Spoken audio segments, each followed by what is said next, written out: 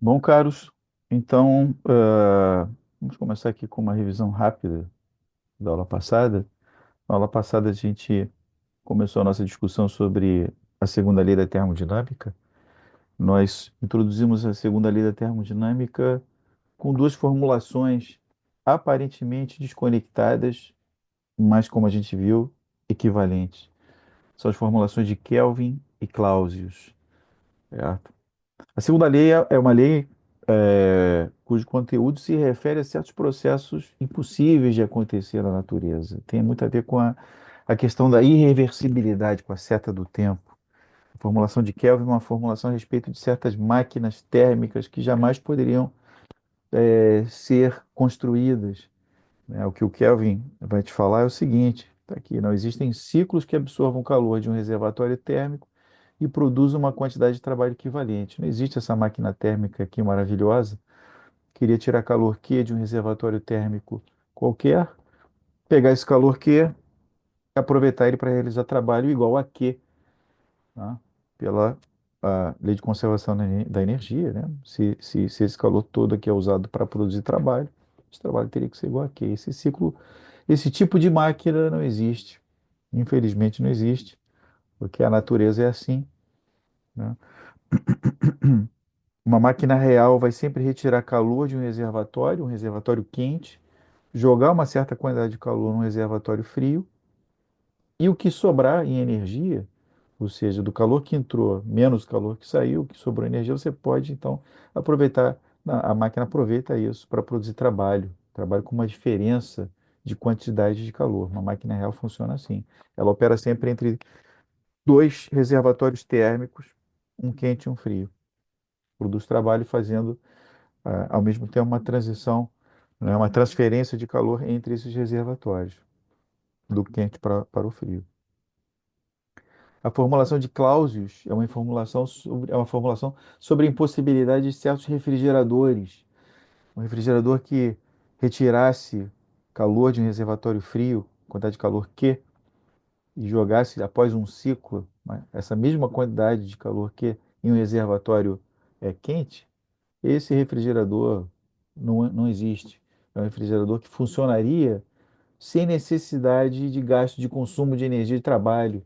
Você não precisaria colocar o teu refrigerador na tomada. Um refrigerador real, para trabalhar, tirando o calor de um reservatório frio e colocando calor no reservatório quente, precisa de entrada de trabalho nele. Quem faz isso, em geral, é o compressor dos refrigeradores. Então, tipicamente, você tira calor de um reservatório frio. No ciclo, você realiza trabalho sobre o sistema termodinâmico. Esse calor se junta ao trabalho, energia, Q mais W. Esse Q mais W, então, é jogado para o ambiente, né? Então, por exemplo, você tira 10 joules de calor de um reservatório frio, realiza 5 joules de trabalho sobre o refrigerador, você vai jogar 15 joules no reservatório quente. Ok? É assim que funciona um refrigerador real. Tem que ter trabalho na jogada. Ou seja, Kelvin e Clausius falam que máquinas térmicas e refrigeradores, né? Máquinas térmicas vão sempre operar entre dois reservatórios, com transferência de calor entre eles e produção de trabalho, enquanto que refrigeradores também vão operar entre dois reservatórios térmicos, né? Com o trabalho sendo colocado para dentro do refrigerador, né?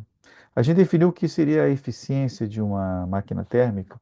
A eficiência da máquina é o trabalho que ela consegue realizar a partir do calor que é injetado nela. Então aqui você tem uma máquina M, você retirou calor Q1 de um reservatório quente, né? Pensa lá na caldeira a vapor, a água que está evaporando quente, ebulição, 100 graus Celsius, a pressão atmosférica, se for, né? Q1 retira esse calor Q1 e despeja uma certa quantidade de calor Q2 no ambiente, temperatura ambiental. Tem uma diferença de temperaturas aí. E nesse processo se realiza trabalho W. Então, a eficiência você vai definir como sendo a razão entre W, que a máquina consegue produzir, dividido pelo calor que entrou nela, né? Você repara que como o W é sempre menor do que Q1, né? Porque Q1 vai ser igual a Q2 mais W, lei de conservação da energia, então W vai ser sempre menor do que 1, a eficiência vai ser sempre menor do que 1, é até menor do que 1, né? Ela não pode ser igual a 1, rigorosamente, porque se fosse igual a um, W seria igual a Q1 e Q2 seria zero. E isso aí viola o enunciado, a formulação da segunda lei da termodinâmica no enunciado de Kelvin, né? Como a gente discutiu na aula passada, esses dois enunciados, né, eles são aparentemente muito desconectados, mas eles são totalmente equivalentes. A gente mostrou que no mundo, ou os dois valem ao mesmo tempo, ou os dois não valem ao mesmo tempo. Você não pode ter um mundo onde vale a Kelvin e não vale a Clausius, ou um mundo onde vale a Clausius e não vale a Kelvin. Não pode. Ou os dois estão juntos ou não estão juntos, ok? Então eles são equivalentes de um ponto de vista lógico. A prova que a gente realizou é muito direta e lógica, uma prova muito elegante e simples, né? Vale a pena entender direitinho. Foi discutido na aula passada. Então a questão que surge aqui é uma questão que tem um interesse prático claro. Qual seria a eficiência máxima? Até onde que você conseguiria chegar em eficiência numa máquina térmica? Tudo bem, a eficiência é menor do que um, mas você conseguiria, por exemplo, uma eficiência de 0,995, ou seja, 99,5%? Até onde que você consegue chegar? Então, o que acontece, e a gente vai mostrar isso, é que a eficiência de uma máquina térmica, em geral, ela é limitada pelas temperaturas. Vai mostrar que existe uma relação entre as temperaturas dos dois reservatórios com as quais a máquina opera. Essas temperaturas é que vão definir o que seria uma eficiência máxima ideal de uma máquina térmica. Em geral, você não consegue aumentar a eficiência além de um certo patamar pré-fixado. É uma discussão que envolve chamados ciclos de Carnot. Isso é o conteúdo justamente da aula que a gente vai começar agora, tá? Então vamos lá. O que é o ciclo de Carnot? O ciclo de Carnot é um ciclo muito especial, é um ciclo idealizado, né? Vamos pensar. O ciclo de Carnot pode ser tanto uma máquina térmica quanto um refrigerador. Toda a ideia, que a palavra-chave do ciclo é que ele é um ciclo reversível. Então, lá no diagrama PV, como você pode representar o ciclo como uma curva contínua no diagrama PV, ok? Aqui, no diagrama PV, nós temos esse ciclo aqui de Carnot. Então, palavra-chave é um ciclo reversível que opera apenas entre dois reservatórios térmicos. Você tem temperatura T1, reservatório quente, temperatura T2 no reservatório frio. Essas são as únicas duas temperaturas de operação do ciclo de Carnot, ok? Além de ser um ciclo reversível. Então, aqui nesse exemplo, a gente tem um ciclo de Carnot realizado aqui com um processo de quatro etapas, né? Nessa etapa AB, a gente teria, por exemplo, uma expansão isotérmica. Pensa num gás ideal, ok? A gente já conhece a forma dessas curvas, né? A gente discutiu isso em sala de aula. Então, a B seria um processo isotérmico, o processo BC é um processo adiabático, aqui você não tem contato com nenhum reservatório térmico, o sistema está isolado, porque a gente sabe que as adiabáticas sempre cruzam as isotermas, então a curva aqui BC está cruzando a curva B, né? Então você vem por uma isoterma, desce aqui pela isoterma de A para B, depois desce de B para C por uma adiabática, até encontrar, né, uma expansão adiabática, até encontrar a isoterma de temperatura T2, né? Aqui você abre o sistema para ele entrar em contato com esse reservatório térmico de temperatura T2 e ali vai subindo, vai contraindo, vai diminuindo o volume do teu gás e até chegar a um ponto D, ainda de temperatura T2. Então você sobe por uma isoterma e depois você sobe por uma adiabática até a temperatura T1 novamente. Então são essas quatro etapas. São duas isotermas interceptadas, cruzadas por duas adiabáticas. Você vê que esse ciclo aqui é um ciclo horário, então ele representa uma máquina térmica. Se você inverter as setas, tudo bem, não tem problema nenhum. É um ciclo que está sendo percorrido no sentido inverso, o trabalho vai ser negativo, você está ali representando o que seria um refrigerador, ok? Nota que quando você vem aqui dessa isoterma de A para B, você injeta calor na máquina, quando você vem dessa isoterma de C para D, você perde calor para o reservatório em temperatura T2.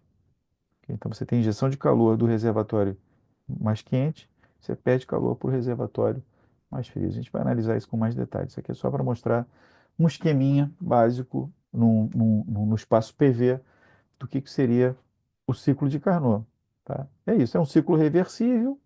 Se você tem um ciclo reversível qualquer, aqui a gente exemplificou com gás. Mas qualquer ciclo reversível que opera entre dois reservatórios térmicos de temperaturas T1 e T2 é um ciclo de Carnot. E esse ciclo é muito especial, porque a gente vai mostrar agora que a eficiência desse ciclo é máxima. Esse é o ciclo que tem eficiência máxima. Então, se você quer produzir uma máquina, ok, que tenha a maior eficiência possível, faça com que essa máquina opere de maneira reversível entre aqueles dois reservatórios. A máquina de Watt, né, quanto mais reversível forem os processos envolvidos na produção de trabalho, melhor vai ser a eficiência da máquina.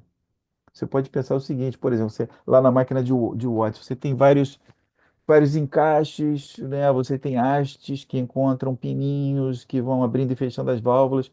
Cada vez que você faz isso, você perde um pouco de calor por atrito. Esses processos são irreversíveis, né? Então você perde eficiência. Quanto menos mecanismos você colocar na máquina a vapor, quanto menos perdas de calor, por exemplo, para fora, melhor é a máquina, né? Perdas irreversíveis, ok? Melhor é a máquina em termos de eficiência. Essa é a ideia básica, né, que foi aí entendida pelo Carnot. Eu comentei na aula passada, Carnot, Sadi Carnot, engenheiro francês, né? A motivação dele era justamente competir com os ingleses. Os ingleses tinham máquinas que eram melhores, máquinas térmicas melhores do que as dos franceses, e aí a questão era como é que pode isso, o que está por trás dos desenhos mais eficientes de máquinas, né?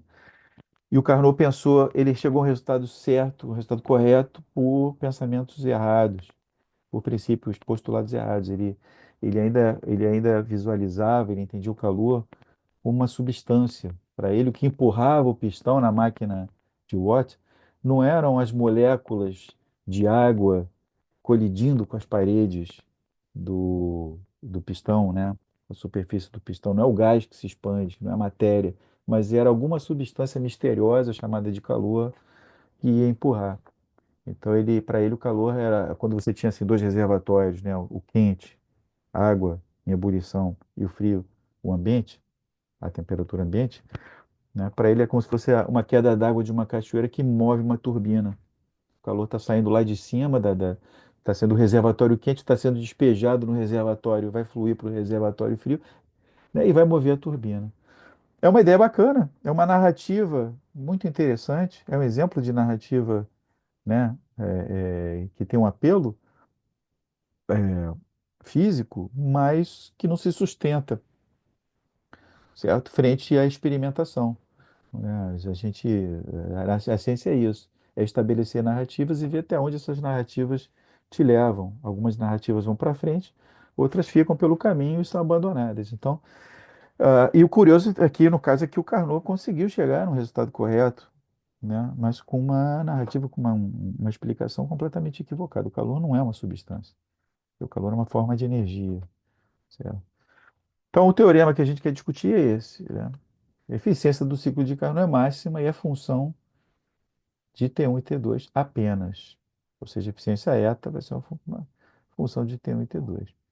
Vamos mostrar como é que isso daqui funciona. A prova também é muito bacana, simples, lógica. Isso é o bonito da termodinâmica, né? Ela tem toda uma estrutura lógica. Você, a partir de princípios, vai deduzindo uma série de resultados, de consequências físicas, né? Então, a prova é a seguinte, né? Vamos considerar aqui uma máquina qualquer, A, essa máquina térmica A. A gente quer comparar essa máquina térmica a um ciclo de Carnot C. Nós temos lá o nosso ciclo de estimação, digamos assim, tá? É um ciclo idealizado, ok?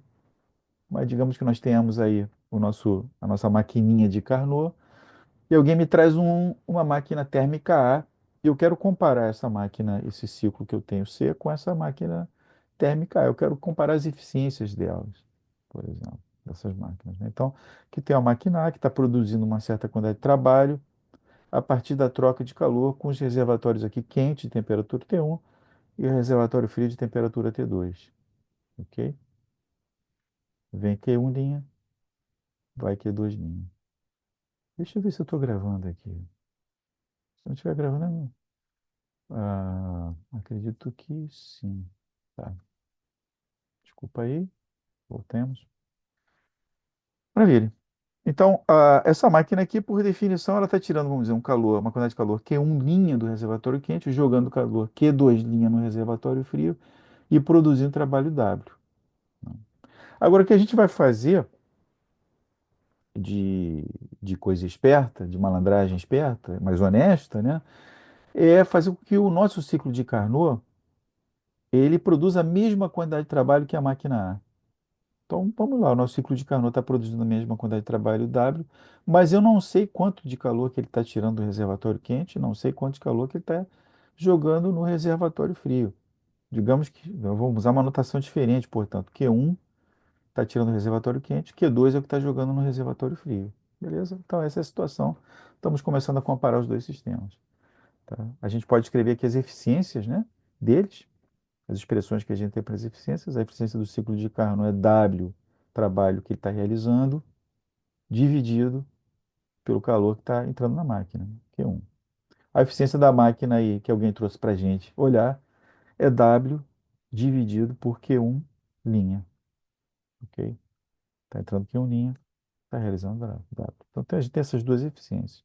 Vamos supor, então, essa é a prova por absurdo, vamos supor que, olha, essa máquina A tem uma eficiência maior do que a do ciclo de Carnot. Vamos supor que eta A seja maior do que eta C. Essa é a prova por absurdo. Está supondo o contrário do que a gente quer provar. Ao supor o contrário do que a gente quer provar, a gente vai desenvolver argumentos para chegar numa afirmação absurda. Essa é a ideia da prova por absurdo. A gente vai ver que a gente viola alguma ideia mais fundamental, né? No caso, é a segunda lei da termodinâmica, né? Então, se é verdade que a eficiência A da máquina é maior do que a eficiência da máquina C de Carnot, né, a gente teria necessariamente ter que W sobre Q1', né, maior do que W sobre Q1. Ou seja, daqui você tira que Q1 menos Q1' teria que ser maior do que zero, né? Agora repare que W, que é Q1 menos Q2', vai ser igual a Q1' menos Q2'. Por quê? Porque é o que a máquina A está fazendo. Esse W que está aqui, certo? É a diferença do calor Q1' para o calor Q2'. Então a gente tem aqui, né, duas relações. A gente tem que Q1 menos Q1' é maior do que zero. Isso aqui vem dessa desigualdade, né? E a gente também sabe que Q1 menos Q2 é igual a Q1' menos Q2'. Então você joga aqui tudo que tem índice 2 para um lado e tudo que tem índice 1 para o outro lado. Você tira que Q2 menos Q2' é igual a Q1 menos Q1', que tem que ser maior do que zero, por causa disso daqui, né? Então você tira essas duas relações. Tá? Q1 menos Q1' é maior do que zero, Q2 menos Q2' é maior do que zero. Aqui é interessante, né? O que é Q1 menos Q1', né?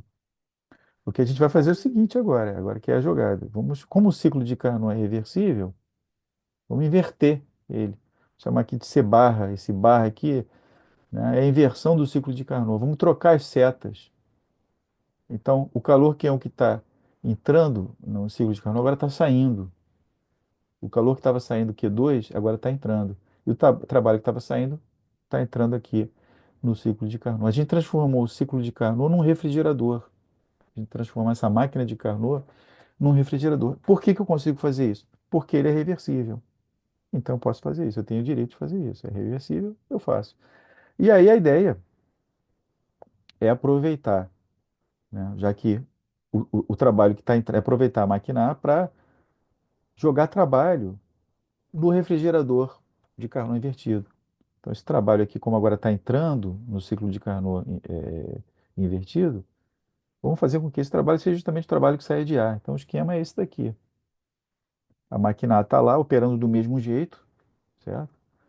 Essa máquina está jogando trabalho W, agora no refrigerador de Carnot, esse Carnot barra, que joga calor Q1 no reservatório T1 e tira calor Q2 do reservatório T2, temperatura T2. Né? E aí você vê a coisa aqui que não pode acontecer, né? O reservatório T1 é mais quente que T2. A combinação de A com C barra é um ciclo. A opera em ciclo, C barra opera em ciclo, então os dois juntos operam em ciclo. Então você tem um grande ciclo sem participação de trabalho externo, porque o trabalho que sai de uma máquina entra na outra. Então, não tem nem trabalho entrando nem saindo do sistema. Você tem um grande ciclo que está tirando calor do reservatório mais frio. Por quê? Porque aqui, como T1 é maior que T2, né? Repara, o calor, aqui você tem que Q2 menos Q2' é maior do que zero. Então, a quantidade de calor que sai do reservatório mais frio é maior do que a quantidade de calor que entra. Então você está tirando o calor Q2 menos Q2' do reservatório mais frio e colocando a mesma quantidade de calor Q1 menos Q1' no reservatório, certo? Os dois são iguais, no reservatório mais quente. Para que a gente assegura aqui que realmente essa quantidade de calor é positiva. Q1 menos Q1' é positivo. Você está jogando joules de calor no reservatório mais quente e está tirando esses mesmos joules de calor do reservatório mais frio. Isso não pode acontecer, porque isso aí violaria a formulação da segunda lei da termodinâmica, formulação de Clausius da segunda lei da termodinâmica. Ou seja, a eficiência, o nosso pressuposto aqui conduz a um absurdo, que é não respeitar a segunda lei da termodinâmica na formulação de Clausius. Certo? Se eta A não pode ser de forma alguma maior do que eta C, ou seja, eta A então é menor ou igual a eta C. Essa é a conclusão. Consequentemente, o que a gente tem aqui é o seguinte, que a eficiência do ciclo de Clausius, da máquina térmica de Clausius, é maior ou igual que a eficiência de uma máquina qualquer que você trouxe para testar. A eficiência da máquina térmica de Clausius é a maior possível. Tá? Resultado realmente singelo, né? Muito bem assentado na estrutura lógica da termodinâmica. Ok? Então, se você tiver dois ciclos de Carnot, repara bem, se você tiver dois ciclos de Carnot, C e C', a eficiência de C tem que ser necessariamente menor ou igual a que a eficiência de C', e a eficiência de C' tem que ser necessariamente menor ou igual à eficiência de C. Então, as duas eficiências são iguais. Dois ciclos de Carnot que operam entre dois reservatórios térmicos de temperaturas T1 e T2 vão ter sempre a mesma ah, eficiência. Eta C vai ser igual a eta C'. Aqui, isso é uma discussão muito interessante, né? A discussão é a seguinte: o ciclo de Carnot, essa construção idealizada da termodinâmica, permite definir o que seria uma escala termodinâmica de temperatura. Ou seja, a termodinâmica, a gente discutiu aqui a definição de temperatura, né? A gente usa as propriedades dos gases ideais para definir a escala Kelvin de temperatura absoluta. Mas o que a gente vai ver aqui é que a termodinâmica em si, os princípios da termodinâmica, sugerem uma escala termodinâmica de temperatura, ok? Independentemente do tipo de substância que você está usando para medir temperatura. Uma escala, a ideia é que você pode aproveitar os ciclos de Carnot para definir uma escala de temperatura. E o que ocorre é que isso que também é muito interessante, essa escala termodinâmica de temperatura pode ser identificada com a escala absoluta, Kelvin, de temperatura. A natureza deu para a gente um bom sistema, né, que é o gás ideal. A gente tem aí condição de experimentar gases ideais, né, que realizam a escala termodinâmica de temperatura. Então vamos ver o que é a escala termodinâmica de temperatura. A ideia aqui é a seguinte: você tem, vamos pensar em três reservatórios térmicos agora. T1 é o quentão, T2 é o morno, né, digamos assim, e T3 é o reservatório frio. Você tem três reservatórios térmicos com três temperaturas, vai desde um quente, um menos quente e um menos quente ainda. T1, T2 e T3. Tá? Aqui você tem um ciclo de Carnot que opera entre T1 e T2, entre essas temperaturas T1 e T2, vamos chamar isso aqui de ciclo C1-2. Está tirando calor Q1 do mais quente de todos, jogando calor Q2 no reservatório de temperatura intermediária, e aí produz o seu trabalho W12. Ok? Aqui agora a gente tem um reservatório, na verdade a gente vai colocar aqui entre os reservatórios T2 e T3, vamos colocar um refrigerador de Carnot, operando no sentido contrário. No sentido contrário. Então esse é o C23, eu não estou botando barrinha aqui, mas já estou dizendo que é um ciclo de Carnot que opera no sentido de refrigeração. Então você joga um trabalho, você impõe trabalho a ele, realiza trabalho sobre o sistema W23, para que você reponha o calor que o C12 jogou no reservatório 2. Então, todo aquele calor que está sendo jogado no reservatório 2 de temperatura T2 pelo ciclo C12, você está repondo com o refrigerador C23. Você, depois de um ciclo, jogou calor Q2 no reservatório T2, beleza? Você joga esse calor Q2 de volta para o reservatório T2. E aí você com isso, né? Então, o que o refrigerador está fazendo é tirar calor do reservatório mais frio de todos, o T3, para o reservatório de temperatura intermediária. Está tirando uma quantidade de calor Q3 e jogando calor Q2 no reservatório de temperatura T2, aqui com realização de trabalho sobre ele, W23, então refrigerador. Então a gente tem uma máquina de Carnot e um refrigerador de Carnot, eles estão trabalhando juntos. A máquina de Carnot está jogando calor Q2 a cada ciclo no reservatório 2 e o refrigerador também está. O que o refrigerador faz é repor essa quantidade de trabalho. Tá? Na verdade, ah, na verdade aqui ambos estão jogando calor Q2 no refrigerador, no sistema 2, né? Tanto o C12 quanto o C23. Ambos estão jogando a mesma quantidade de calor, né? Então, o sistema 2 está recebendo calor tanto pelo ciclo de Carnot C12 quanto pelo ciclo de Carnot de refrigeração C23. Tá? Só para a gente não se confundir, achar que o que está entrando no reservatório 2 está saindo depois, não. Está entrando sempre. A máquina está jogando, o refrigerador também. Então, o que ocorre aqui? A gente tinha visto que eficiência, né? Uma expressão para eficiência, vamos voltar lá para a discussão sobre eficiência. A gente tinha escrito eficiência como sendo W sobre Q1, pode ser escrito também como sendo 1 menos Q2 sobre Q1, certo? Q2 é o calor que é jogado no reservatório mais frio dividido por Q1, o calor que é retirado do reservatório mais quente. Aqui pela lei da conservação de energia, já que W é Q1 menos Q2, você tira essa forma daqui da eficiência. Então, a eficiência é determinada pelas trocas de calor, se você quiser. Se você conhece Q2 e Q1, você tem eficiência. Então, vamos voltar aqui para aquela construção com dois ciclos. Tá? O ciclo C12. No ciclo C12, você tem trocas de calor Q1 e Q2. Tá? Então, você tem uma certa eficiência. Opa, deu tudo errado. Cadê? Cadê o diacho aqui da apresentação? Voltou. Tá. Então, aqui a gente tem a razão entre as quantidades de calor, Q1 e Q2, certo? Isso aí está associado à eficiência do ciclo C12, que é uma função só das temperaturas, porque só depende dos reservatórios térmicos. E os reservatórios térmicos são caracterizados pelas temperaturas dele.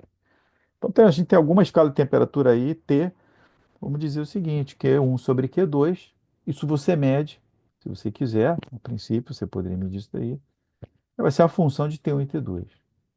Ao mesmo tempo, né? Aqui o C23, a razão entre Q2 e Q3, né? Se você invertesse o refrigerador de Carnot, repara aqui, que T1 é maior que T2, T2 é maior que T3, né? Se você invertesse aqui o C23, você teria uma relação análoga, Q2 sobre Q3, né? Aqui, aqui é o Q1, é o calor retirado do quente, aqui o Q2 é o calor jogado no mais frio, Q2 é o calor jogado aqui no mais frio, mas se você inverter, essa setinha volta, né? Ao contrário, você transforma esse refrigerador numa máquina. Agora eu estou pensando por que que eu pensei em máquina e refrigerador? Não sei, eu podia ter pensado aqui em máquina também, tá? Provavelmente, sei lá o quê, mas, bom, não vamos confundir aqui as coisas. A ideia é que essas razões entre as trocas de calor também se refletem em eficiência, que é uma função das temperaturas, certo? Dos reservatórios. Q1 sobre Q2 é uma função de T1 e T2, Q2 sobre Q3 é uma função de T2 e T3. Então, se você agora une esses dois ciclos, você tem que Q1 sobre Q3, né? Como é que você faz isso? Você, ah, ok, a ideia, ok, tá bom. Fazendo aqui a arqueologia do meu próprio pensamento, que hoje está um pouco diferente do que está nos livros por aí. Ah, essa quantidade de calor Q2 que você retirou aqui do CO2, você está devolvendo agora aqui com o C23. De qualquer maneira, se você divide um pelo outro, você vai ter, esse Q2 vai desaparecer, você vai ter Q1 sobre Q2 igual a F de T1 sobre T3, certo? Porque agora você tem uma, que você vai ter. Então, meus caros, vamos corrigir aqui. Eu fiz aqui besteira. Por que que eu fiz isso, eu não sei. Deixa eu ver. Eu vou usar aqui a anotação. Na aula 5, o professor pode errar também, né? Cadê o negócio de anotar? Onde é que tá? Vou levar algum tempinho aqui para achar. Tá aqui. Tá aqui, tá aqui, tá aqui. Setinha. Onde é que a gente vai anotar? Ué, acho que isso aqui anota, né? Então aqui, na verdade, tá entrando. Não, highlight. Será que é isso? É isso. Aqui tá entrando, ok, ó. Tá entrando calor. Q2. Desapareceu esse negócio. Eu quero escrever uma seta aqui. Ok, pronto. Aqui tá entrando. Ai, caramba.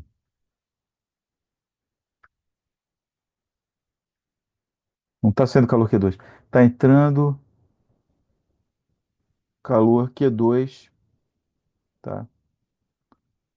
No que seria uma máquina térmica. Isso aqui é uma máquina térmica, né? Então, tem outra máquina de Carnot aqui, tá? Máquina.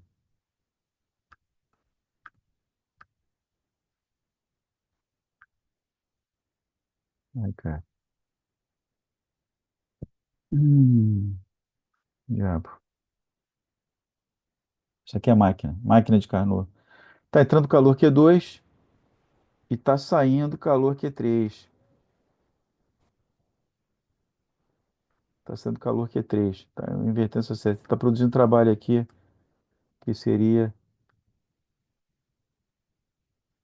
um trabalho 2 3, tá bom? Então, vamos inverter errata, errata. Grande errata aqui da aula. Tá? Isso aqui é uma máquina também. Tem duas máquinas. Máquina C12 e a máquina C23. Tá bom? Vamos limpar isso tudo. Essas setas têm que ser entendidas aqui de maneira invertida. Ótimo. Onde é que tá a borracha agora? Tem borracha? Não sei. Como é que tira isso tudo? Ok. Vai fazendo assim e vai apagando. Apagar, porque senão esses riscos vão ficar aí o tempo todo. Beleza, apagou, apagou, apagou. Máquina. Aqui é máquina. Tá errado isso aqui. É uma máquina. Essas setas estão invertidas. Beleza? Vamos voltar então. Tá, voltando. Você tem duas máquinas, essas relações de troca. Então, a combinação dessas duas máquinas vai ser uma grande máquina de Carnot. C12 e C23 é uma máquina, é um maquinão de Carnot que envolve as duas máquinas operando juntas. O que que essa maquinona está fazendo? Essa grande máquina. Está tirando calor Q1 do reservatório T1 e jogando calor Q3 no reservatório temperatura T3. E aí está produzindo trabalho W12 mais W23. Ótimo. Tá? Então, você pega uma expressão. Eita, não era isso que eu queria. Eu quero acabar com esse negócio aqui de. Tá, pronto. Acho que agora acaba. Tá? Essa aqui é a expressão que se refere à máquina lá C12. Essa é a expressão que se refere à máquina C23. Ok? E essa daqui é o que se refere à união das duas. Que tem que ser essa mesma função aí que dá eficiência, né? Que depende só das temperaturas. Só que agora entre as temperaturas T1 e T3, né? Então, se você fizer o seguinte, se você fizer agora, é, se você pegar essa 3 e dividir pela 2, né, você elimina o Q3, você vai ficar com Q1 sobre Q2 igual a razão entre FT13 e FT23. Por outro lado, aqui pela equação 1, isso é FT12. Ou seja, a gente tem uma relação entre funções que te dão a eficiência. Essa função aí de T1 e T2 é a função que te dá a eficiência, né? Porque ela é a razão entre as trocas de calor. Então, você pode usar isso na fórmula da eficiência. Se você conhecer esse F, você conhece a eficiência. Essa função, seja ela qual for, ela tem que obedecer a essa relação aqui interessante. A função de T1 e T2 tem que ser igual à função de T1 e T3 dividido pela função de T2 e T3. Ou seja, repara, o lado esquerdo aqui o T3 não aparece. E aqui no lado direito aparece. Então essa função não pode depender, essa razão de funções não depende da segunda temperatura aqui, a temperatura mais fria. Ela tem que ser uma razão, né, apenas entre uma função de T1 e uma função de T2. Ou seja, a gente chega à conclusão que a eficiência vai ser sempre uma função da temperatura do reservatório quente, quer dizer, a função F, né, associada à eficiência, vai ser uma razão entre uma função, né, de temperatura T1 por essa mesma função de temperatura T2, né? E aí a gente, bom, beleza. Agora escolhe esse F como você quiser, tá? Então a escala termodinâmica de temperatura, na escala termodinâmica se diz, esse F eu quero que esse F seja o próprio T, o númerozinho T, né? Então no ciclo de Carnot, olha aí, a eficiência do ciclo de Carnot, usando essa a definição de escala termodinâmica de temperatura, vai ser, né, 1 menos Q2 sobre Q1. Isso aqui é a razão de temperaturas. Isso aqui é o F de T2 sobre F de T1, né? Olha aí. Aqui está invertido, né? Está Q1 sobre Q2, mas aqui é Q2 sobre Q1. Então é só inverter essa razão daqui. Vai ser 1 menos T2 sobre T1. Tá? Então, o que a termodinâmica te diz é o seguinte: olha, mede a eficiência desse ciclo idealizado, ou se você tiver alguma máquina que está operando muito próximo, existem máquinas térmicas que trabalham com uma eficiência muito próxima à eficiência do ciclo de Carnot, né? Mede essa eficiência e com essa eficiência você vai ter a razão entre temperaturas, tá, desses sistemas. E aí tudo pode funcionar como você sempre quis. Pega lá o ponto triplo, por exemplo, da água, você define lá uma escala de temperatura T, né? E a partir daqui você vai definir a temperatura de qualquer outro sistema termodinâmico, colocando o teu ciclo de Carnot para operar entre lá o reservatório padrão, ponto da água, e outros reservatórios, se você quiser. Tá? Essa é uma maneira, vamos dizer, mas tudo é muito idealizado, né?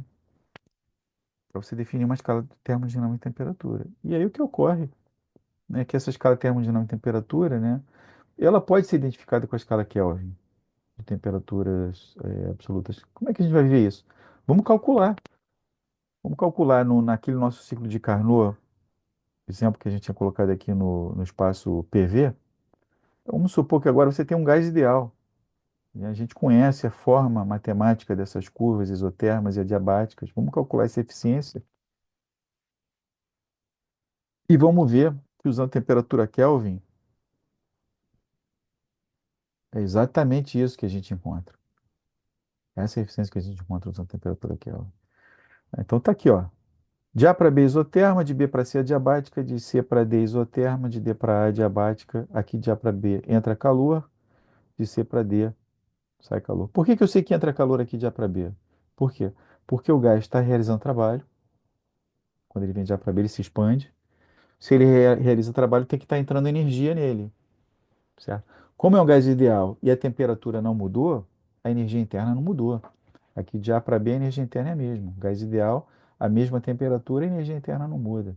Se a energia interna não muda e ele realizou trabalho, ele teve que receber calor. Recebeu calor Q1. Aqui, analogamente, ele está se comprimindo, está sendo comprimido. Então, ele está recebendo, ele está despejando calor no reservatório mais frio, né? E o volume está diminuindo, ele está num processo de compressão, aqui isotérmica, de D para D, beleza? Então vamos analisar essas etapas aqui. Expansão isotérmica de A para B. A variação de energia interna é zero, a gente sabe disso. O trabalho realizado é igual ao calor que entrou, muito bem. A gente já calculou o trabalho, aquela integralzinha, né, de PDV, onde P é nRT sobre V, T é constante, isso vai dar um log. Então, o trabalho ali vai ser nR, N moles, RT1 log da razão entre os volumes. Aqui você tem o volume VB, aqui você tem o volume VA. Essa é a quantidade de calor que entrou.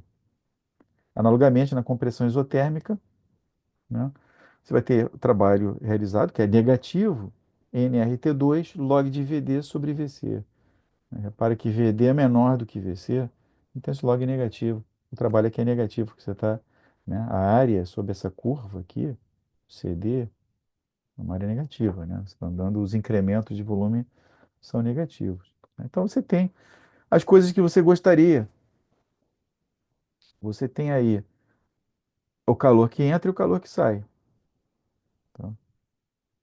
A gente está colocando aqui Q2 igual a nRT2 log de VC sobre VD, para trocamos o sinal, porque estamos usando a convenção de calor que é usado nas máquinas térmicas. Eu já comentei isso na aula, né? Aquele calor que aparece na primeira lei da termodinâmica pode ser positivo ou negativo. Calor Q significa que o sistema, calor Q positivo, o sistema ganhou calor. Calor que é negativo significa que o sistema perdeu. Aqui, em geral, na discussão de máquinas térmicas, esses Qs que entram aqui nas máquinas térmicas são sempre positivos. É uma convenção. Tá? Para quê? Porque assim, porque é prático, né? Na hora de você operar com máquina, você não vai ficar pensando em sinais. Você está pensando, o calor que entrou numa é Q, o calor que saiu na outra é Q, sempre positivo.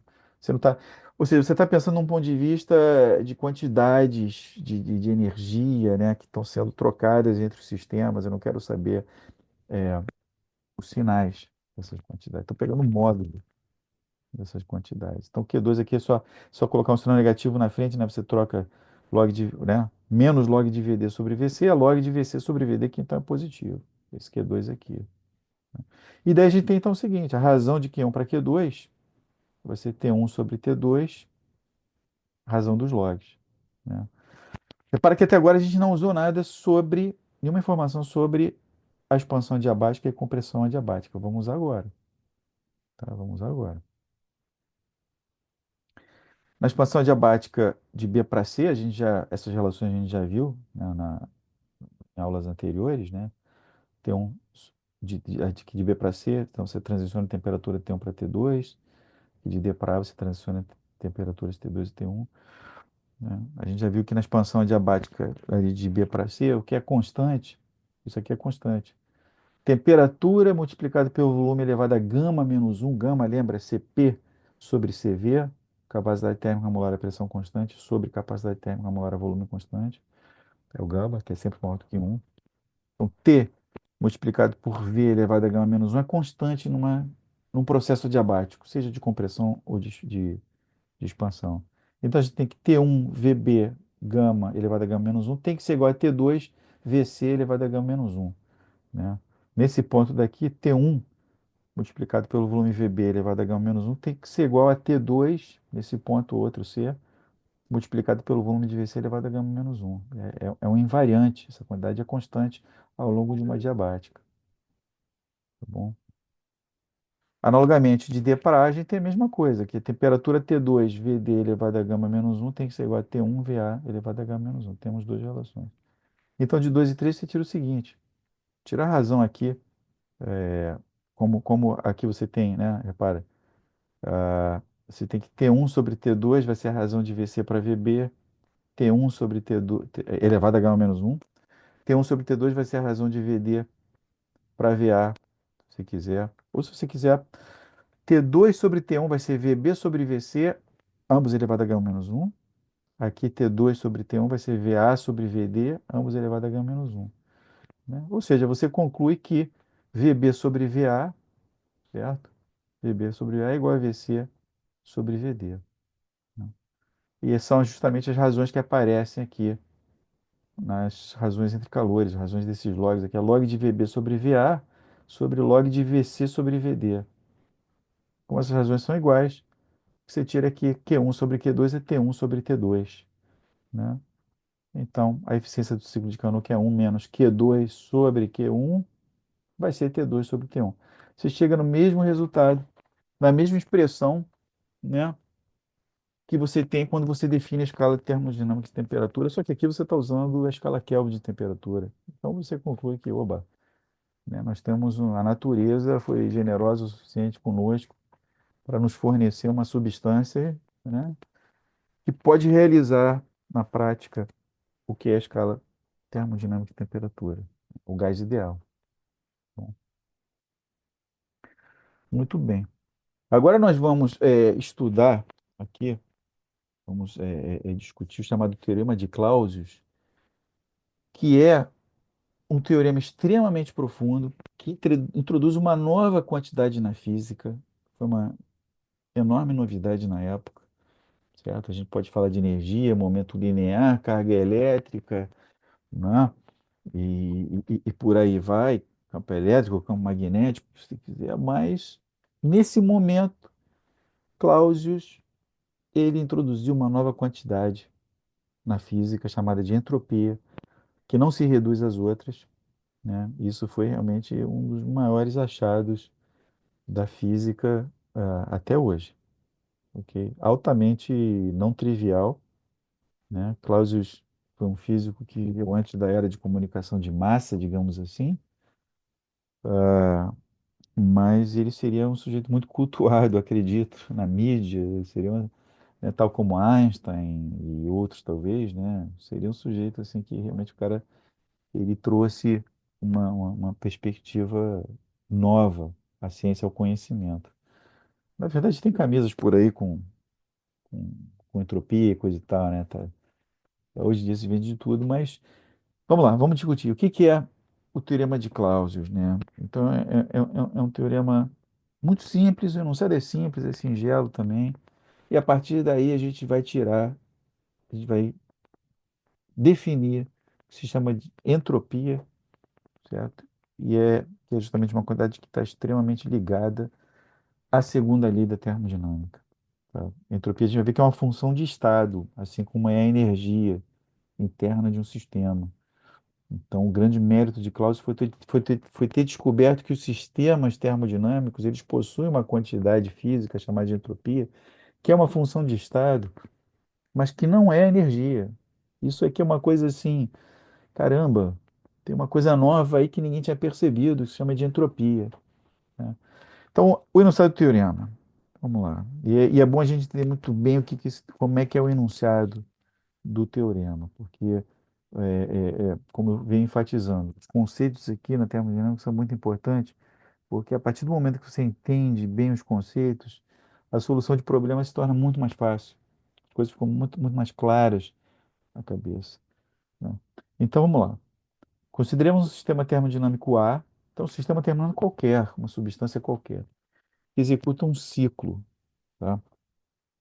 Um grande ciclo.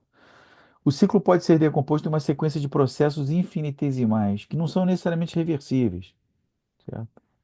Então você tem aí uma máquina, ou qualquer coisa que executa um ciclo, um sistema termodinâmico que executa um ciclo, ele sai de um estado termodinâmico e volta ao mesmo estado termodinâmico. Pode ser que esse ciclo seja reversível, ou seja, pode ser que esse ciclo evolua de forma quase estática, ou não. Ou pode ser que ele evolua de forma quase estática em certos pedaços, em outros pedaços não, em outros pedaços sim. Não interessa. O que interessa é que o sistema termodinâmico fez uma viagem no espaço de estados termodinâmicos, saiu de um estado termodinâmico e voltou depois de um tempo. E o que a gente vai supor é que você pode quebrar esse ciclo, tá? Esse ciclo em pequenos trechos de processos termodinâmicos no tempo, né? Então, digamos assim, alegoricamente, vamos dizer que o ciclo leve 1 hora para acontecer. Vamos pensar que a gente está olhando para esse ciclo a cada milésimo de segundo. Então, a cada milésimo de segundo, você olha, você vê o que está acontecendo com o sistema termodinâmico. Tá? O que você pode seguir ao longo desse processo? Como a gente já falou, muitas vezes você não consegue definir o que é quais são as características de estado, porque se a evolução foi irreversível, você nem sabe qual é o volume, você não tem conhecimento termodinâmico sobre o sistema, certo? Ele pode não estar evoluindo quase estaticamente, mas digamos que uma coisa que você consiga detectar seja o calor que ele troca com um reservatório térmico ou com reservatórios térmicos que estão em contato com esse sistema. Então, a princípio, esse ciclo é executado, e ele é executado em contato com vários reservatórios térmicos, ok? Não precisa ser o mesmo reservatório térmico. Você tem vários reservatórios térmicos. Então, a cada milésimo de segundo, ok, você vai lá e detecta, mede o quanto de calor, tá aqui, ó, que o sistema A recebeu do reservatório térmico com o qual ele interagia naquele momento, naquele milésimo de segundo. Então, vamos dizer, no primeiro milésimo de segundo, ele recebeu o calor de Q. Beleza. E realizou uma certa quantidade de trabalho de W. É isso que a gente está fazendo. A gente tá seguindo aí, né? Vamos dizer, mas o que a gente está seguindo mesmo é a quantidade de calor que ele recebe. De Q. Está recebendo aí de Q. Né? E realiza ou não o trabalho. Por exemplo, uma pequena expansão livre, né? O trabalho é zero. Mas não interessa. O que a gente tem é que a cada milésimo de segundo você está anotando ali o quanto de calor esse dQ que ele recebe do reservatório térmico, aqui no caso a temperatura T. No segundo milésimo de segundo, pode ser que o reservatório mudou, a temperatura é outra. Você mudou lá, você tem um fogãozão, um forno, né? Você muda a temperatura, você vai mudando, vai fazendo o ciclo, vai mudando a temperatura, você pode controlar isso. Então a temperatura no segundo milésimo de segundo já não é mais T, pode ser outra. E a quantidade de calor que o sistema recebeu pode ser outra também. Então, aqui novamente, esse daqui pode ser positivo ou negativo, ok? Eu não estou fazendo nenhuma afirmação sobre o sinal desse daqui. Aqui estamos usando a notação da primeira lei da termodinâmica. Então, essa aqui é a ideia. A cada milésimo de segundo, a cada pedacinho de evolução desse ciclo, você anota a quantidade de calor que ele está trocando com um certo reservatório térmico. Está aqui, né? O ciclo pode ser decomposto em uma sequência de processos infinitesimais, não necessariamente reversíveis, associados a trocas de calor dQ com reservatórios térmicos e a realizações de trabalho dW. Beleza? Então, esse é o teorema de Clausius. Se você somar todas essas quantidades de calor dQ que foram recebidas pelo sistema, dividido por T, temperatura do reservatório térmico com a qual o sistema está em contato, o sistema está em contato com o reservatório térmico, temperatura T. Esse T não é necessariamente a temperatura do sistema A que está realizando o ciclo. Por quê? Porque pode ser que o processo, naquele milésimo de segundo, foi irreversível, né? Se o processo é reversível, tudo bem. Aí a temperatura dele é igual à temperatura do reservatório. Mas se o processo é reversível, pode não ser. Então, esse T aqui, a princípio, rigorosamente falando, é a temperatura do reservatório que interage com o teu sistema. Esse daqui é o calor que o sistema recebe num trecho infinitesimal do ciclo. Então, se você somar todas essas quantidades aí, dQ sobre T, é por isso que a gente representa isso como uma integral aqui, como um círculo, né? Uma integral no ciclo, né? É uma soma de quantidades, é uma soma física, ok? Tá? Tem esse dQ aqui sobre T. Isso vai ser sempre menor ou igual a zero. Esse é o teorema de Clausius. Essa quantidade aqui, você não escapa disso. Ela vai ser sempre menor ou igual a zero. Tá? É um resultado assim, extremamente geral, segue dos princípios da termodinâmica, como a gente vai mostrar agora. Como é que a gente prova isso? Né? E como é que isso se conecta ao conceito de entropia e como é que isso se conecta à segunda lei da termodinâmica? É a discussão que a gente quer fazer. Tá? Então a prova aqui é a seguinte: isso aqui é o que eu já tinha comentado, a gente está seguindo o sistema ao longo do tempo, ele está recebendo calor de Q, está interagindo com reservatórios térmicos de temperatura bem definida e está realizando trabalho nesses pequenos passos do processo, né? Então agora a gente vai colocar aqui uma construção auxiliar. Vamos fazer o seguinte. Então, em cada processo, em cada trecho do sistema, quando ele recebe, quando o reservatório perde calor de Q, quer dizer, perde, na verdade, troca calor, né? Pode ser positivo ou negativo, ele pode estar ganhando ou perdendo. Cada vez que o sistema A recebe calor dQ, eu vou colocar um pequeno ciclo de Carnot para repor esse calor dQ ao reservatório T. Então, se o reservatório deu, digamos, 1 milijoule de calor para A, eu vou colocar um ciclo de Carnot aqui, ele vai operar num ciclo, certo? Que vai repor esse 1 milijoule aqui para o reservatório T. Se por acaso o sistema deu 5 milijoules de calor para o reservatório, então eu vou colocar um ciclo de Carnot aqui que vai absorver esses 5 milijoules. Certo? Pensa no sistema A, no ciclo do sistema A, como sendo uma grande engrenagem que está fazendo um ciclo grande, e a cada uma catraca, né, está girando, é um ciclo, né? A cada viradinha dessa catraca, a cada movimento dessa catraca, você tem um ciclo de Carnot que dá uma virada completa, né? Pensa numa catraca grande e numa catraca pequena. Então você tem lá a catraca grande girando, e o ciclo de Carnot, catracazinha pequena, né? Girando, girando, girando, girando. É como a roda da bicicleta, né? Que tem aquela catraca grande e a pequenininha, né? Parecido com isso. Então aqui você tem o ciclo que está girando o tempo inteiro para compensar o que o reservatório está dando ou recebendo do sistema A, né? A ideia é que esse ciclo, então, vai estar aqui acoplado. Ok, o ciclo de Carnot precisa de dois reservatórios. Um deles é o reservatório que está interagindo com o sistema A, e o outro é um reservatório que a gente vai chamar de reservatório super quente. Ele é mais, a temperatura dele, T0, é maior, essa é uma hipótese que a gente vai usar. Se a temperatura T0 é maior do que a temperatura de qualquer reservatório térmico que interagiu com o sistema A. Então, digamos que o sistema A interage com vários reservatórios térmicos durante o ciclo dele, certo? Digamos que a maior temperatura de reservatório com o qual o reservatório A interagiu foi de, digamos, 600 Kelvin. Então a gente vai colocar aqui um reservatório mais que tem uma temperatura maior. Esse T0 aqui vai ser 800 Kelvin, tá? Então nessa construção auxiliar você traz um reservatório cuja temperatura é maior do que qualquer temperatura dos reservatórios acoplados ao reservatório A. É o reservatório quente, é o mais quente de todos, certo? Cuja temperatura T0 é maior do que T. A gente sabe que o ciclo de Carnot funciona assim, ele recebe, né, esse calor dQ0 aqui a cada ciclo dele recebe dQ0 do reservatório quente, entrega dQ para o reservatório a temperatura T e produz uma quantidade de trabalho dWc. Beleza? Essa é a construção auxiliar, né? Então, bom, vamos aplicar aqui o teorema de Carnot, certo? A razão entre as trocas de calor, né, o dQ0 dividido por dQ tem que ser igual a T0 dividido por T. Lembra lá, o calor que sai, né? Vamos voltar lá, o calor que sai do reservatório, aqui ó, o calor que sai, onde é que a gente tem a expressão? Aqui mesmo, né?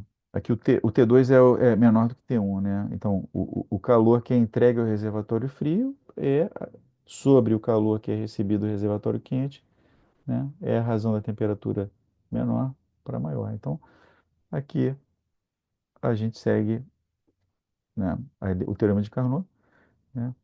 Você pode escrever isso aqui que a quantidade de calor dQ0, né, uma regra de 3 está para T0, assim como dQ está para T. Esse é o teorema de Carnot. Ou seja, dQ0 sobre dQ é T0 sobre T. Beleza. Então você joga aqui, né, você integra os dois lados nesse ciclo. Então agora você soma todas as quantidades de dQ sobre T0 no ciclo, né? Estamos seguindo o ciclo de Carnot aqui, digamos, né? Isso vai corresponder necessariamente àquela soma que a gente tinha mencionado, é a soma que está no conteúdo do teorema de Clausius. A soma fechada no ciclo de dQ sobre T. A gente tem essa identificação. Como T0 é constante, ele cai fora da integral aqui, dessa soma. Só o que vai sobrar é só a soma dos dQs, né, que estão sendo entregues aqui, os dQs recebidos pelo reservatório termodinâmico do T a partir dos vários ciclos de Carnot. Então a gente pode escrever que essa integral, essa soma, né, fechada aqui, dQ sobre T vai ser Q0, que é a quantidade total de calor que o reservatório recebeu pelos vários ciclos de Carnot, dividido pela temperatura T0 do reservatório mais quente. Tá? Então a gente tem que dq sobre T é igual a Q0 sobre T0. Só que repara o seguinte, né? Esse Q0, aqui parece que o Q0 vai ser positivo, né, quando você somar todos os dqs, por causa dessa flechinha aqui que vem do T0 para o C. Mas, na realidade, o Q0 não pode ser positivo. Por quê? Porque se o Q0 for positivo, o que que acontece? Você estaria tirando calor de um reservatório de temperatura T0, você estaria tirando calor Q0 de um reservatório e realizando o trabalho dW somado mais dWc somado, né, em um grande ciclo, que seria o grande ciclo de A e os vários pequenos ciclos de C. Isso viola e não sai de Kelvin, né? Então, Q0 não pode ser positivo, porque se fosse positivo, você estaria violando o enunciado de Kelvin. Q0 tem que ser menor ou igual a zero e pronto. Prova, está provado o teorema de Clausius. Dq sobre T tem que ser menor ou igual a zero. Tá? Teorema assim geral. Clausius calculou essas coisas. Ele era chefe do departamento de físico-química, se eu não me engano. Estudou vários, centenas de processos termodinâmicos, né, e percebeu que todos eles tinham padrões desse tipo aí. Essas trocas de calor, né, existiam certas restrições, né, envolvendo as trocas de calor que fizeram ele, justamente, né, conceber a segunda lei da termodinâmica na formulação de entropia. Repare que se o ciclo for reversível, você passa ele para trás. Se esse sistema, né, a gente não diz se o ciclo é reversível ou não. Isso aqui é geral, vale para qualquer ciclo. Mas se o ciclo for reversível, todas as setas aparecem ao contrário. Então você pode trocar aqui dq por menos dq. E tem que valer o teorema de Clausius também. Então a integral fechada aqui de menos dq sobre t teria que ser menor ou igual a zero. Consequentemente, né, se uma coisa é menor ou igual a zero e é maior ou igual a zero, ela tem que ser nula. Então, se você. E aí, essa é a deixa do conceito de entropia. Se você tiver um ciclo reversível, a soma de dq sobre t é igual a zero. E no caso de um ciclo reversível, esse t aqui pode ser identificado com a temperatura do próprio sistema termodinâmico, porque o ciclo é reversível, então a temperatura do sistema está bem definida o tempo todo. Vai ser, se ele tiver, por exemplo, uma evolução adiabática reversível, é a temperatura dele, mesmo que não tenha contato com o reservatório térmico. Se ele tiver contato com o reservatório térmico, a temperatura dele vai ser igual à temperatura do reservatório térmico. Então, o que a gente tem é isso. E para um ciclo reversível, o teorema de Clausius tem uma aplicação específica, uma resultado específico, é um corolário, né? Vamos dizer assim, a integral fechada, a soma fechada de dq sobre t ao longo de um ciclo é zero. E é isso que dá deixa para o conceito de entropia. Vamos ver como é que daí a gente define uma nova função de estado chamada de entropia. Então, aqui a ideia é a seguinte: a gente tem,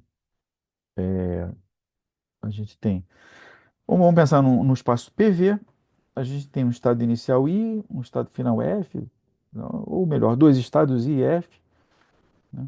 Você pode ir de I para F por um caminho aqui, qualquer, um processo C1, processo reversível, e depois você pode voltar fechando o ciclo de F para I por um caminho C2. C1 e C2 são processos reversíveis, ok? No caso, então você fechou um ciclo. Teorema de Clausius aplicado aqui a esse processo reversível. dq sobre t igual a zero. Tá? A gente pode separar essa integral aqui de dq sobre t, fechada no ciclo, em duas partes. Uma parte que está associada ao caminho que vai de I para F, caminho C1, né? Uma parte que vai de I para F, então aqui, primeira contribuição, somada à segunda contribuição, né? A contribuição que vai de F para I, ao longo de C2, ok? Repara que eu não botei círculozinho aqui nas integrais, porque aqui você não tem um ciclo, né?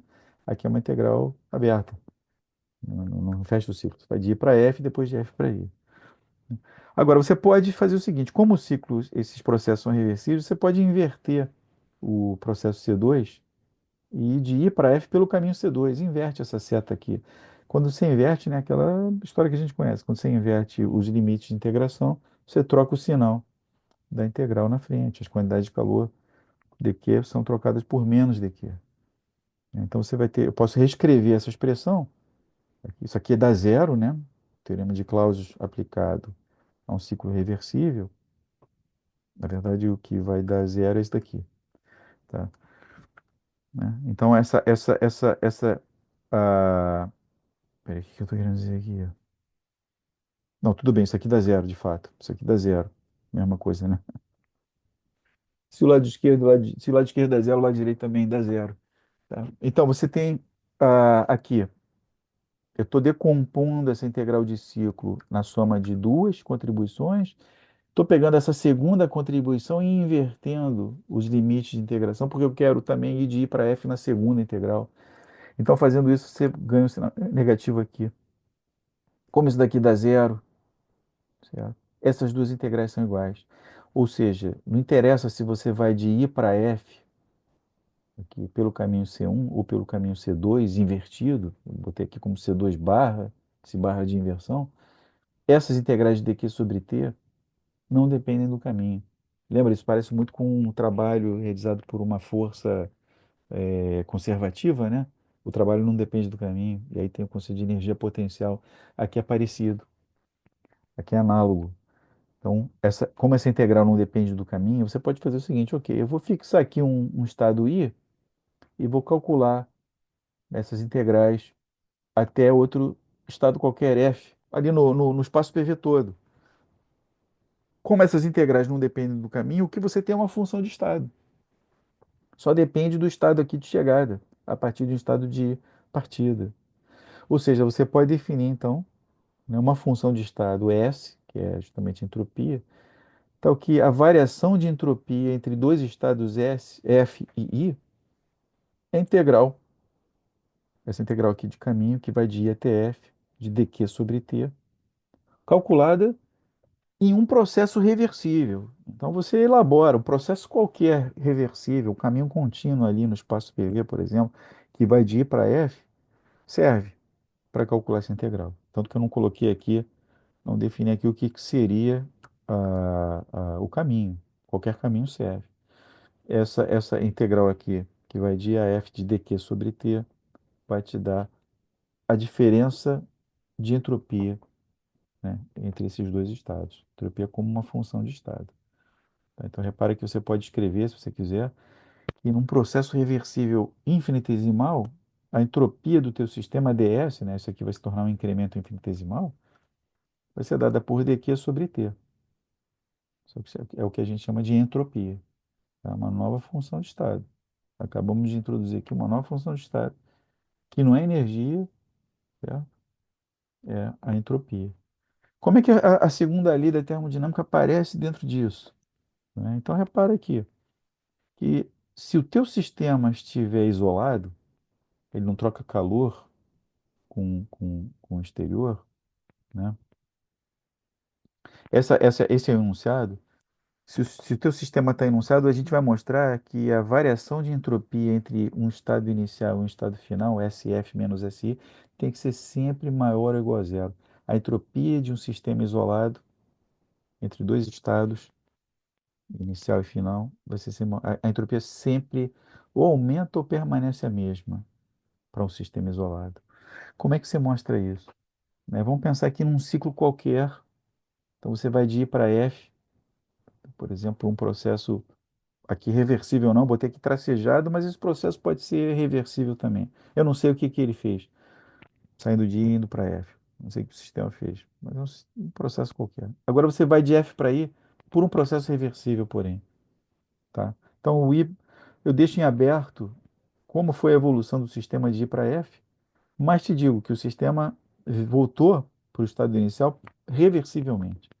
Essa é a construção. Né? Então o teorema de Clausius te diz o seguinte, que a integral de ciclo, né, de Q sobre T, tem que ser menor do que zero. Menor ou igual a zero. É o que está aqui. Você pode decompor essa integral aqui em duas partes. Certo? A parte que vai de I para F, somada à parte que vai de F para I. Eu já coloquei a parte que vai de F para I aqui no lado direito da desigualdade. Aqui é a desigualdade de Clausius. Certo? Isso aqui é exatamente aquele teorema onde eu Já desmembrei o ciclo em duas partes e joguei a parte reversível para o lado direito da desigualdade. Só que o lado direito, como o processo aqui é reversível, né? Você troca esse sinalzinho, aqui você tem uma integral que vai de I para F, pelo caminho invertido C barra. Isso aqui está aqui, é justamente a variação de entropia por definição, entre os estados F e I. Então, o teorema de Clausius te diz é isso, que a variação de entropia entre dois estados vai ser sempre maior ou igual à integral de I a F, por um processo qualquer, reversível ou não, de dq sobre t. Né? Então, se o sistema ele ocorre dentro de um, se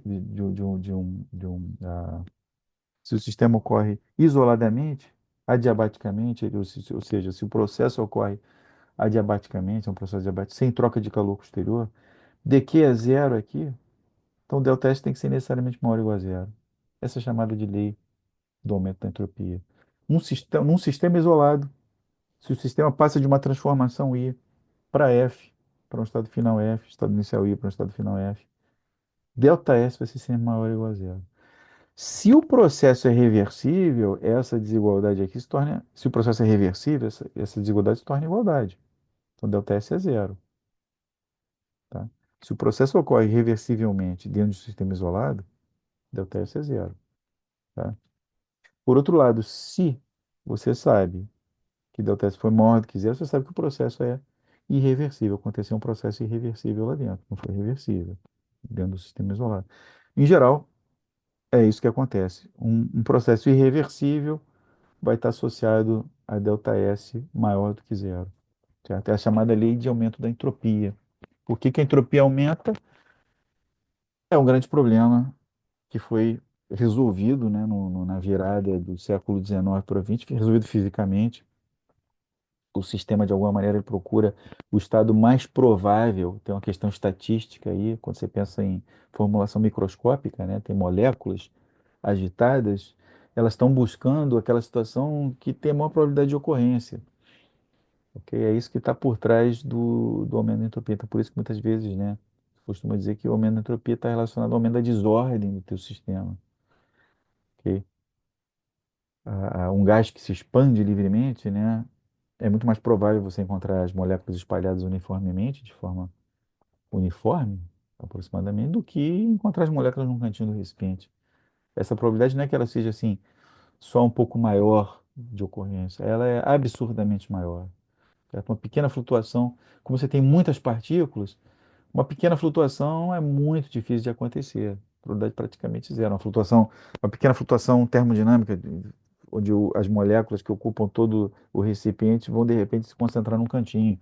Ou você tem uma variação de densidade até assim, de uma parte em mil, por exemplo. É muito homogêneo o sistema, né?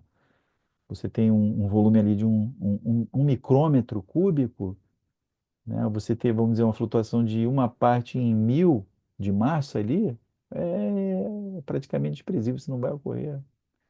Tá?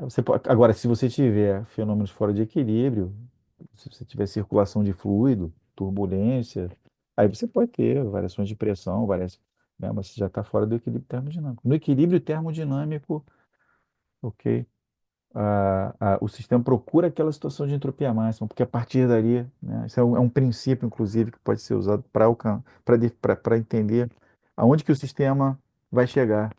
Ele vai chegar na situação de entropia máxima, dadas certas condições externas, ele vai procurar maximizar a entropia dele, porque a partir daí ele não consegue aumentar. Chegou lá, fica. Certo?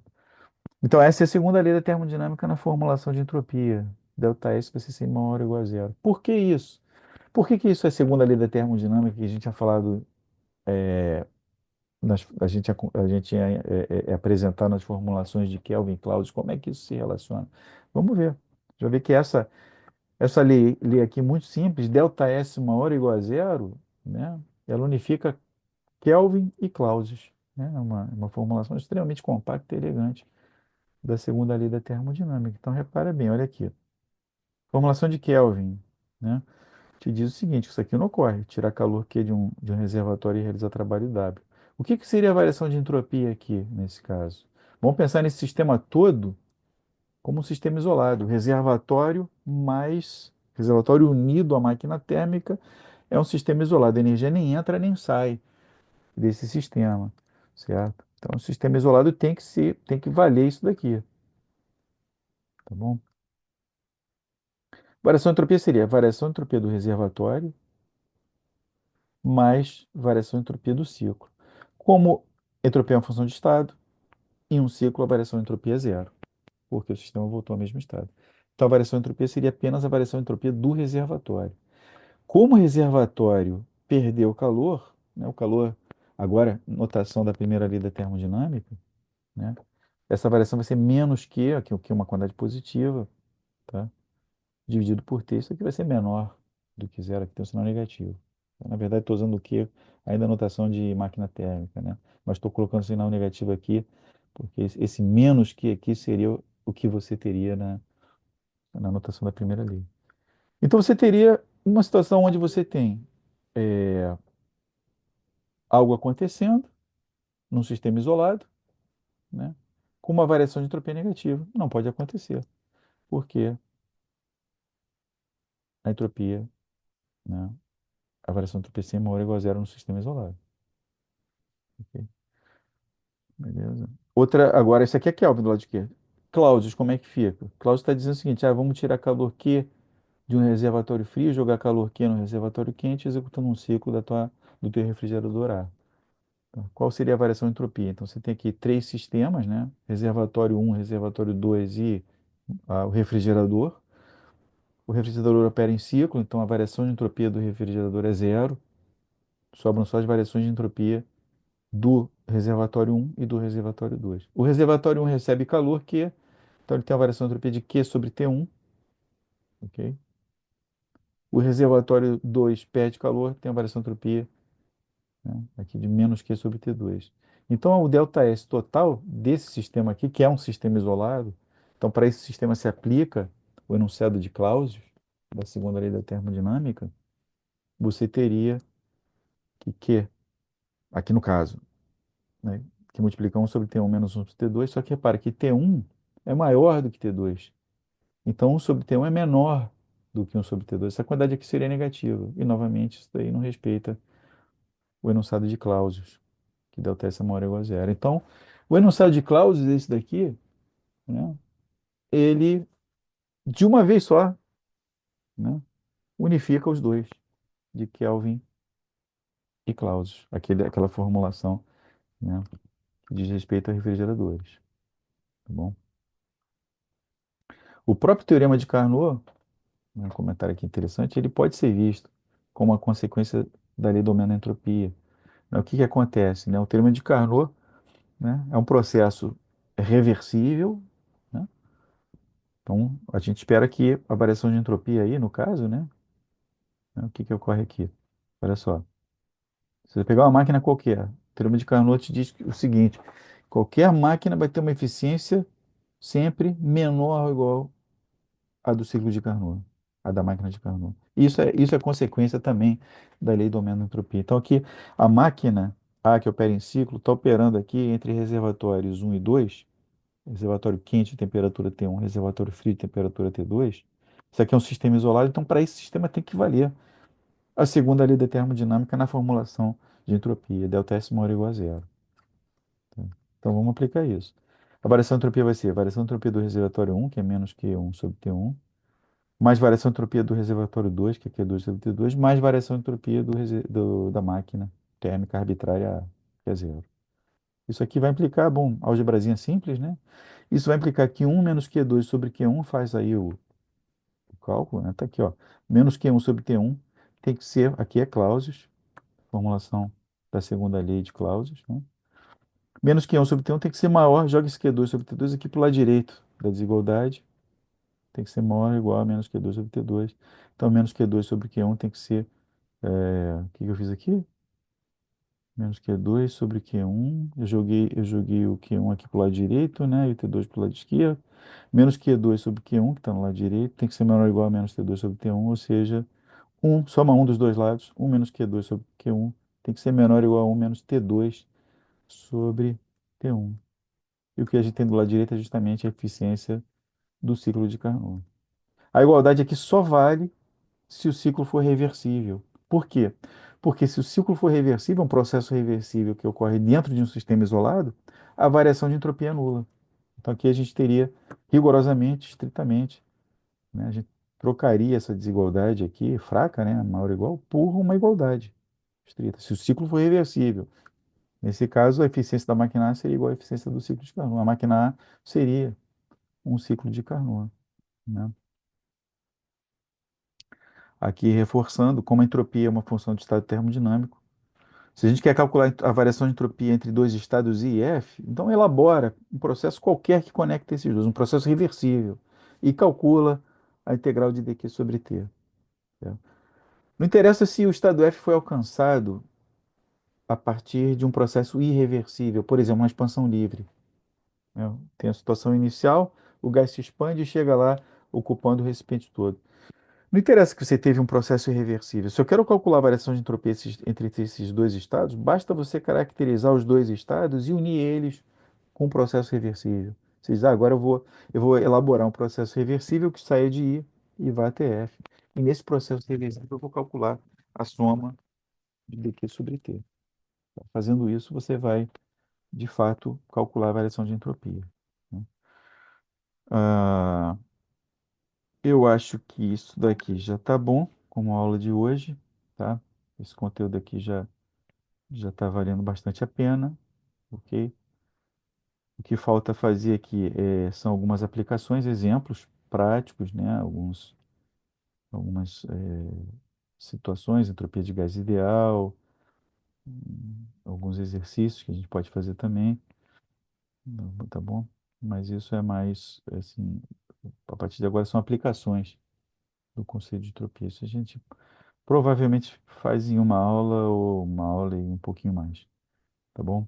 Então, estudem, aproveitem, não deixem isso daqui passar até a aula de quarta-feira, né? Quarta-feira, dia 5, 6, 7 de maio, por favor, vejam essa aula com carinho, porque a gente no dia 7 já vai começar a partir daqui. Aplicações, certo? Da do conceito de entropia. A gente vai estudar variações de entropia em vários processos termodinâmicos, tá bom? Então, um grande abraço, bom estudo, curtam.